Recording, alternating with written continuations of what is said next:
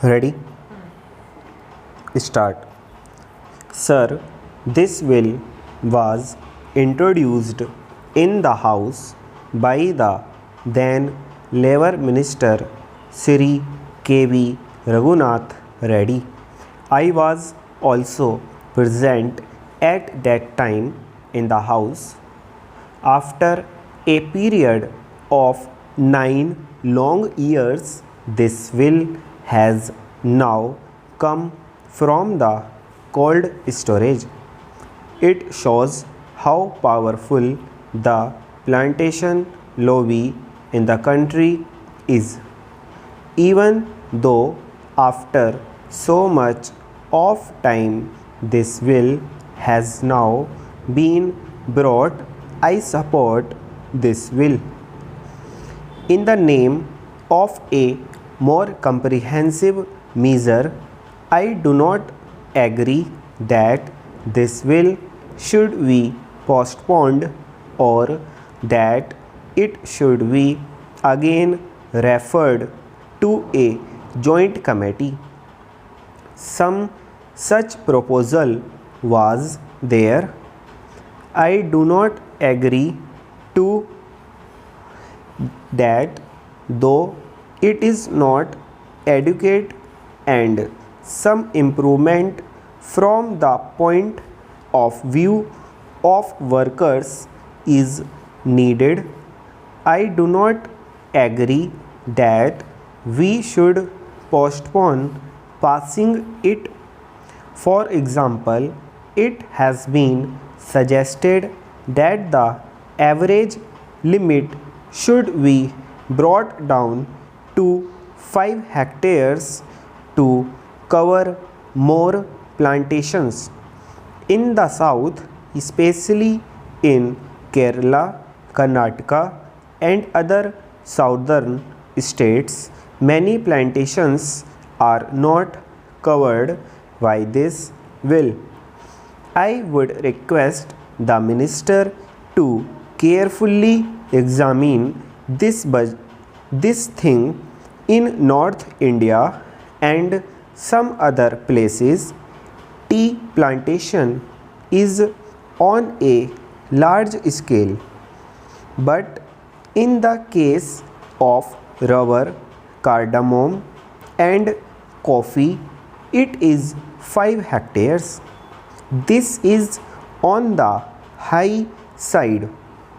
I request the Honourable Minister to reduce the acreage limit to 2 to 1.5 hectares for coffee and rubber and cardamom. Our friend was talking about socialism, socialist society, democratic socialism, and so many other things. I am needly request him to consider my suggestion, and that is whether the government is prepared to nationalize the tea industry. Sir, some 8 years ago in the Kerala Assembly, all the parties, including Congress Party, unanimously recommended to the central government for the takeover of the tea industry. In Kerala, tea plantation is owned by British monopolies. Even in the Assam Assembly, all the parties unanimously passed a resolution suggesting takeover of this industry. Are you prepared to take over this industry, especially this tea industry? I pose this question to the central government. Sir, this tea industry is owned by foreign monopolies and they are exploiting the workers.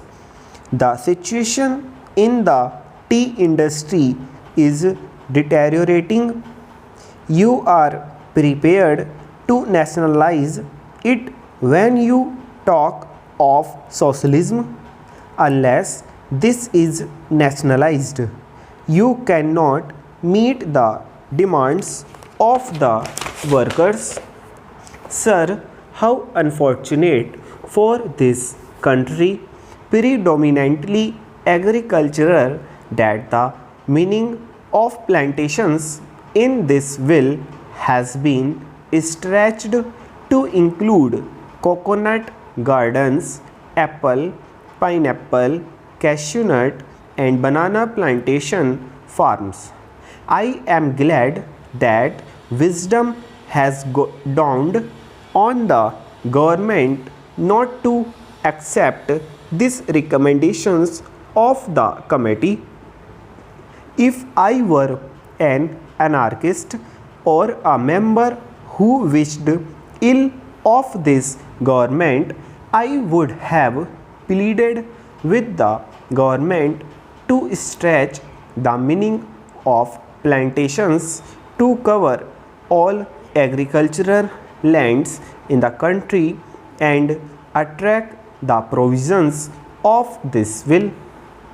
Then we could have seen the beginning of convulsions and revolutions in this country, as the debt-ridden farmers, being unable to fulfill the provisions of this will, would have started filling up jails for violations of its provisions.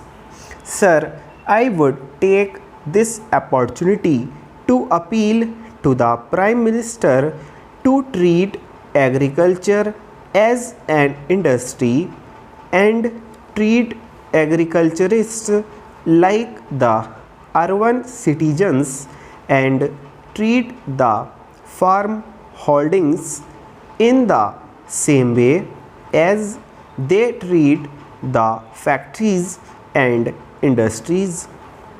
The government should start finding out the invidious and discriminatory laws passed in the country since independence, adversely affecting the farming community, and review those laws if they want to ensure integrated development of the country. Mr. Vice Chairman, sir, you know the undivided Congress, the Indian National Congress, fought for plantation labor and also for the rights and privileges of the peasantry. It was Sardar Vallabhbhai Patel and Mahatma Gandhi in the Chora Chori movement who brought the peasantry to the forefront, to the leadership of the Indian National Congress. As successors of those great leaders in that organization, it is high time the Congress did their best for the plantation labor as well as the unorganized peasantry in that area. Even in Mexico, in Algeria, in Russia, or in Cuba, or in other countries, it was the labor, the plantation labor, who took the revolution to its final goal. Here in this country, we do not want to see another bloodbath. We do not want to see that they take up arms against government or against employers.